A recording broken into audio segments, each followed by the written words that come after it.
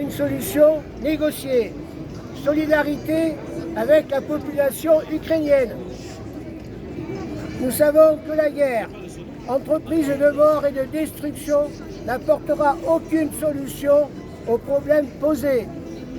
Il est donc urgent pour arrêter les combats, pour que tous les protagonistes reprennent le chemin de la diplomatie en vue des règlements négociés. Parce que nous préférons nous ranger sur le point de vue exprimé dans les médias par de nombreux diplomates, militaires et experts en relations internationales qui soulignent l'urgence de formuler des propositions diplomatiques et politiques ambitieuses pour retrouver une issue négociée au conflit. Nous demandons instantanément que la France soit porteuse et au niveau international d'une proposition de paix pouvant s'articuler ainsi. Ouvrir un cessez-le-feu et l'arrêt de l'agression russe. Mettre en œuvre les accords de Minsk II de 2015 qui reposent sur un cessez-le-feu durable, sur le respect de la souveraineté et de l'intégrité de l'Ukraine et une solution d'autonomie pour les territoires et républiques proclamées. Pour que cette option multilatérale, alors validée par l'ONU et l'OSCE, par la Russie et l'Ukraine notamment, puisse s'imposer et contribuer à une solution politique globale.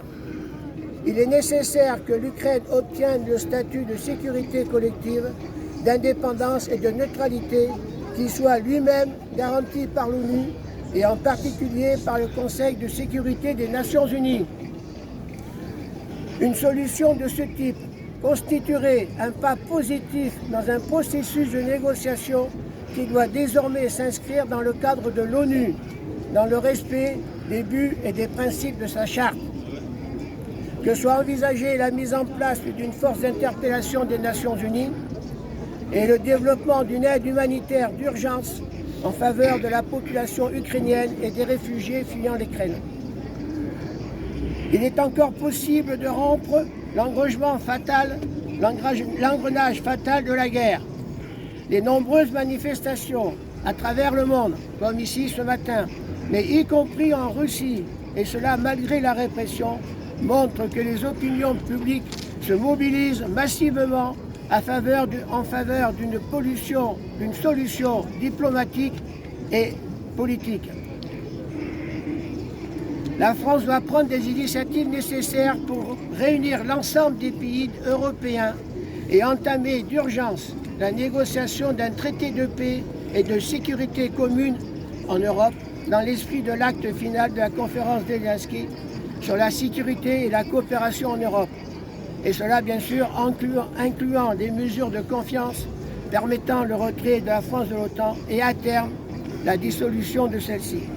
Et cela en replaçant les Nations Unies au cœur de la construction d'un monde apaisé.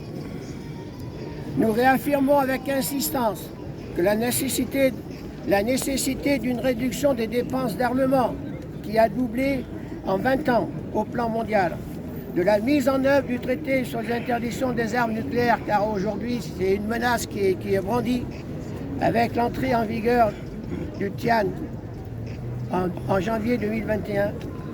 En effet, accumuler encore plus d'armes, élargir l'OTAN, maintenir et moderniser l'arme atomique, c'est la voie de l'insécurité pour les Ukrainiens comme pour tous les peuples. C'est une dérive suicidaire qu'il faut absolument stopper.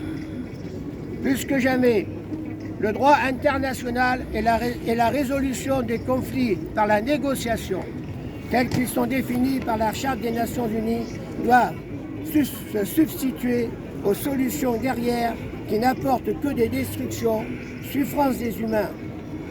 Rappelons qu'une guerre se termine toujours par un traité de paix, mais avant celui-ci, combien de morts, combien de blessés et innocents, combien de destructions massives qui auraient pu être évitées.